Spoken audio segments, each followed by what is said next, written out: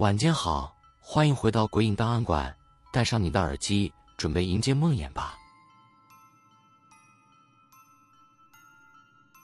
清明时节，林伟开车赶回老家，准备第二天为父母扫墓。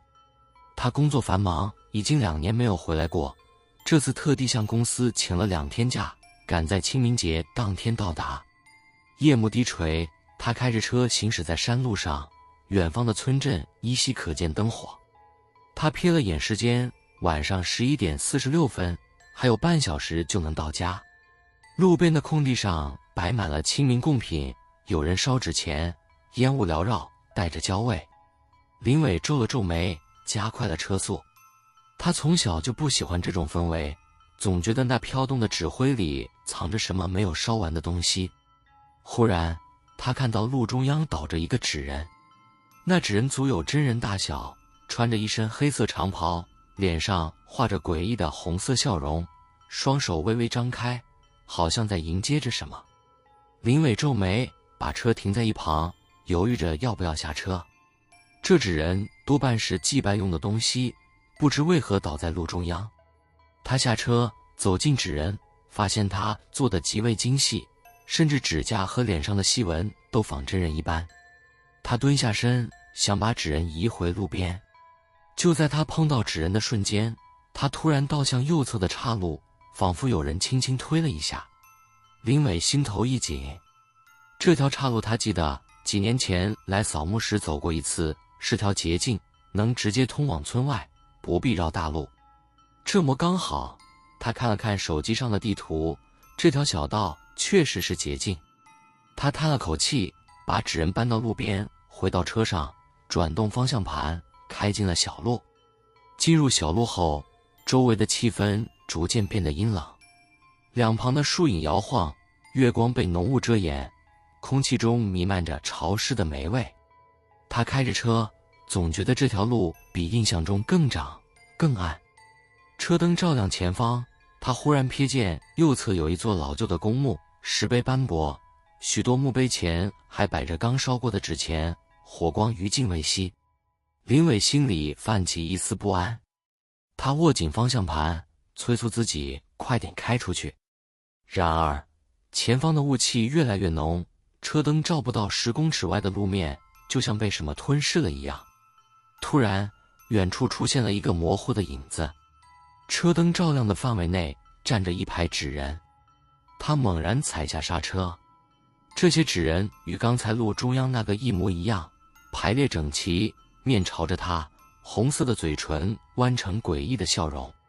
林伟的手心冒出冷汗，他下意识想掉头，却惊恐地发现刚刚的道路不见了，取而代之的是一片黑色荒地，满地散落着烧过的纸钱。不对劲，他喃喃自语，想倒车回去，却发现车子的引擎突然熄火，车内的灯光开始忽明忽灭。下一秒，收音机没有任何预兆的自动打开，一阵低沉的呢喃声从喇叭里传出：“你拿了我们的东西。”林伟浑身僵硬，颤抖着低头，这才发现自己脚边赫然出现了一叠泛黄的冥钞。那些纸钱上有烧焦的痕迹，还带着微微的烟灰气味，仿佛刚从火里取出来一样。他的脑袋一片空白，双手颤抖，不知道自己什么时候拿了这些东西。不是我没有拿，他大声喊道，试图把纸钱丢开，但那些冥钞像粘在他手上一样甩不掉。突然，他听见咯吱一声，他猛然回头，看到那些纸人开始动了，他们像是被无形的力量操纵着，缓缓地向他靠近，眼睛直勾勾地盯着他，红唇的笑意更深了。不行，不能待在这里。林伟顾不得多想，拼命转动车钥匙，这次引擎终于发动。他猛踩油门，车子如同发疯般冲了出去，直接撞开那些纸人。纸人被撞飞，但下一秒，后视镜里竟映出他们重新站起来了。林伟浑身发冷，死命地踩油门，车速飙破90码。他不再管这条路到底通往哪里，只想逃离这个诡异的地方。前方的雾气逐渐变淡，他隐约看到熟悉的村庄灯光，他的心跳才稍稍放缓。然而，就在快要驶出小路时，他听见耳边传来一声微弱的声音：“你还是拿走了。”一瞬间，他的方向盘失控，整台车剧烈翻滚，狠狠撞向路边的护栏。第二天清晨，路人发现林伟的车停在公墓口，车门敞开，车内空无一人。警方接到报案，开始搜寻他的踪迹，却没有发现任何脚印或离开的痕迹，仿佛他从车里凭空消失了。然而，最让人不寒而栗的是，车内的座椅上整齐地摆放着一个纸扎人，他的脸竟然与林伟一模一样。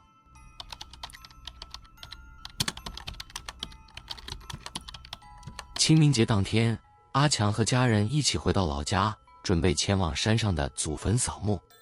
这是他每年都会参加的传统，即便他已经在外地工作多年，但清明节这天，他总是会特地请假回来。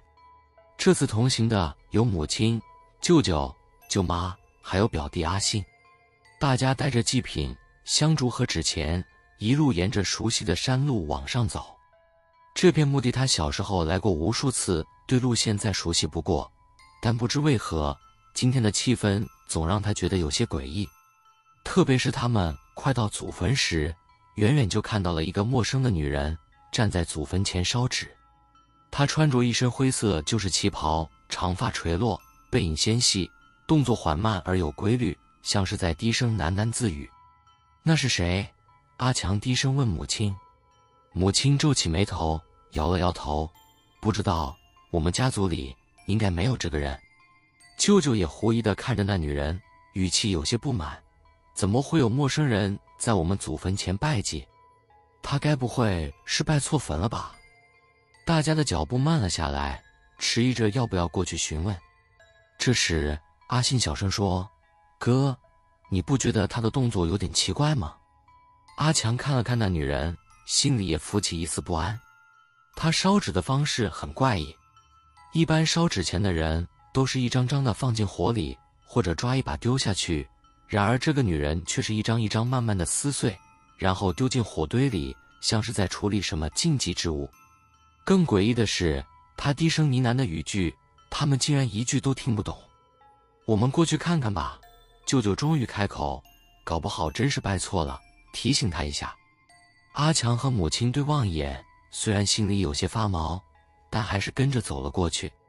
当他们距离女人只有几步之遥时，他突然停下了动作，缓缓地转过头来。他的脸苍白无血色，眼神空洞，嘴唇微微颤动，像是刚刚才意识到有人在看他。请问你是在祭拜谁？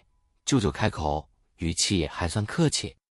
女人沉默了一会儿，然后轻轻地吐出一句话：“这是我的家。”这句话让所有人都愣住了。舅舅皱起眉头：“你是不是搞错了？这是我们家的祖坟，你的家怎么可能会在这里？”女人没有回答，只是低头捡起最后几张纸钱，撕碎后投入火堆，然后轻轻地拍了拍墓碑，像是向某人道别。就在这时，母亲的脸色骤然变得苍白，猛地拉住阿强的手，语气颤抖：“强，我们先回去。”怎么了？阿强一头雾水，但母亲的手指却颤抖地指着墓碑上的名字。阿强顺着看去，惊得倒抽一口冷气。这墓碑上的名字根本不是他们祖先的名字。他们来错墓了？不可能，这条路他们已经走了10几年，每年都在这个地方扫墓，怎么可能会走错？这怎么可能？舅舅的声音也发颤了。这时，女人抬起头，用一种难以形容的表情看着他们：“你们不该来这里的。”说完，她转身朝树林里走去，脚步极轻，身影越来越淡，仿佛与雾气融为一体，最终消失在密林深处。4个人呆呆地站在原地，直到阿信颤抖着说：“哥，我们赶快离开这里吧。”他们立刻动身，匆忙地往回走。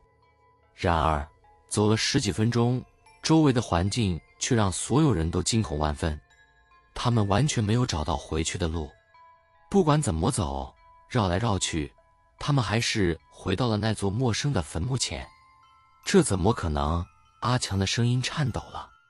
他记得很清楚，这条上山的路非常简单，怎么会迷路？舅舅的脸色惨白，嘴唇不停颤抖。我们遇到脏东西了。母亲颤声说，这个地方不对劲，快烧纸钱，快点。阿强颤抖着从袋子里掏出纸钱，用打火机点燃，嘴里颤抖地说，我们不是故意冒犯的，请原谅我们，我们只是要回家。火光摇曳，烟雾上升，烧纸的灰烬在空气中飘散。就在这时，突然吹来一阵阴冷的风，火焰瞬间熄灭，纸钱的灰烬在半空中旋转，竟然组成了几个字：回家的路。紧接着，浓雾突然散去，他们眼前的景色瞬间改变了，熟悉的山路出现在面前，而真正的祖坟就在不远处。他们互相对望了一眼，顾不得多想，拔腿狂奔，直到跑到祖坟前，才气喘吁吁地停下来。回头再看，那座陌生的坟墓已经不见了，好像从来不曾存在过。回家后，母亲翻出了一张老照片，惊恐地发现，照片里一张陈旧的全家福中，站在外公外婆身旁的一名女子，竟然和那天在坟前烧纸的女人一模一样。这是外公以前的大姐。母亲的声音颤抖着。据说，这位外公的姐姐在60多年前因为某种变故被家族遗弃，后来失踪了，至今没有人知道她的下落。难道那个墓是她的？阿强呢喃着。他们都陷入了沉默，心头泛起深深的不安。这场清明祭祖，他们究竟是去拜祭祖先，还是不该被记住的亡魂？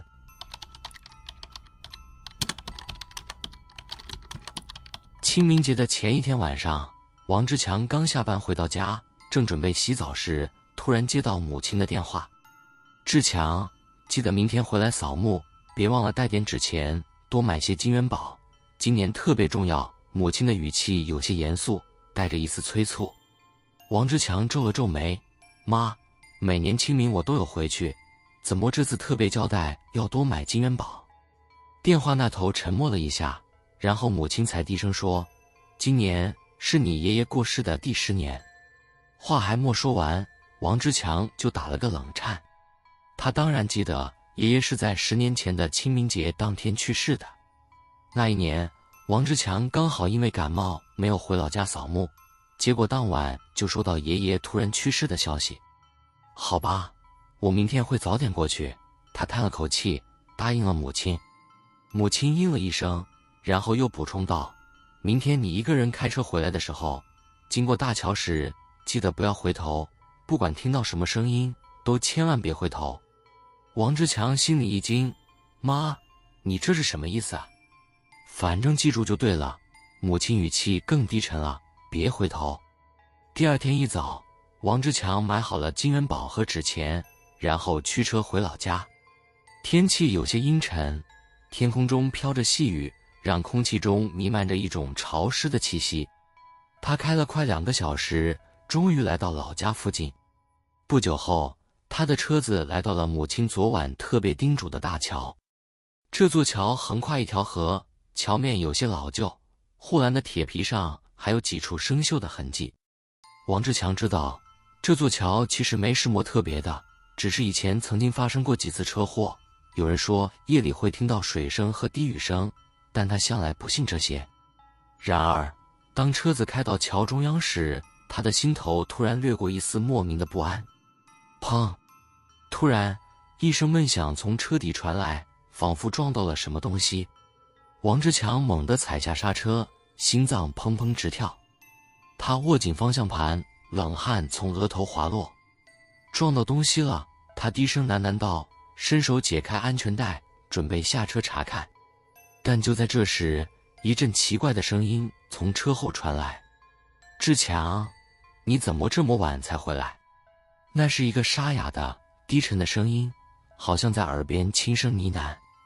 王志强全身的血液瞬间冰冷，他的双手颤抖，脑中猛地想起母亲昨晚的话。不管听到什么声音，都千万别回头。他强忍着恐惧，紧紧盯着前方的路，手掌因为用力而泛白。那个声音仍然在车后，带着浓浓的哀伤：“你怎么这么久才回来？你忘了我吗？”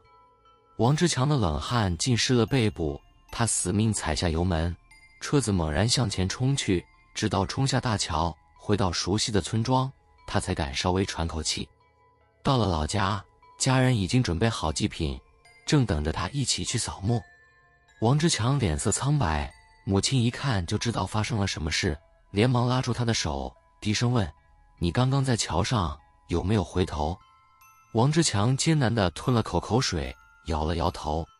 母亲的表情这才稍稍放松，轻轻拍了拍他的手：“莫回头就好。”但他的眼神里仍然带着一丝忧虑。扫墓的过程和往年没什么不同，家人们摆上贡品，烧香磕头，然后将纸钱投入火盆，火光映照着众人的脸，映出一片昏黄的色调。当王志强跪在爷爷的墓前时，他的视线忽然瞥见墓碑上的照片。爷爷的照片里竟然多了一个模糊的影子，他吓得心脏狂跳，仔细盯着看，却发现照片里爷爷的嘴角似乎微微上扬，仿佛带着一丝诡异的笑意。“妈，你有没有看到爷爷的照片有点不对劲？”他颤声问道。母亲顺着他的视线看过去，愣了一下，然后脸色瞬间惨白。“不对，这照片……”他的嘴唇颤抖着，像是想说什么，却又说不出口。王志强的心跳加快，正想追问时，舅舅突然开口：“赶快烧金元宝！”大家连忙将准备好的金元宝丢进火盆，火焰腾腾燃烧，黑色的纸灰随风飘散。火光映照之下，王志强猛地瞥见墓碑的影子里站着一个模糊的人影。那是一个驼背的老人，正静静地站在墓碑后面，低头看着他们。王志强的呼吸瞬间停滞，心跳几乎停止。他颤抖着往后退了一步，母亲一把拉住他，低声说：“烧完快走，别乱看。”他连忙将最后一叠金元宝投入火中，然后跟着家人迅速离开墓地。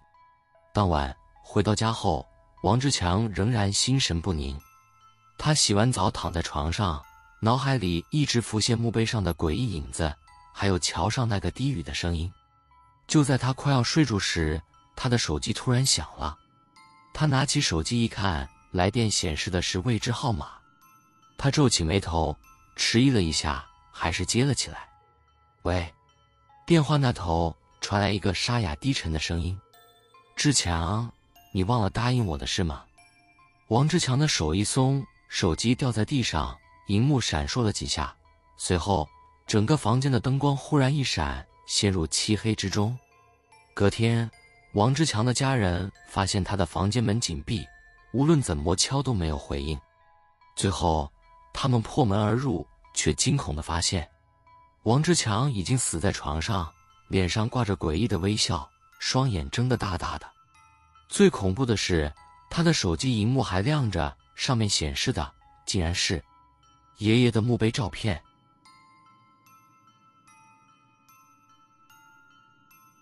喜欢这几则故事的话，记得订阅、按赞、开启小铃铛，才不会错过下一次的精彩故事哦。鬼影档案馆，我们下次见。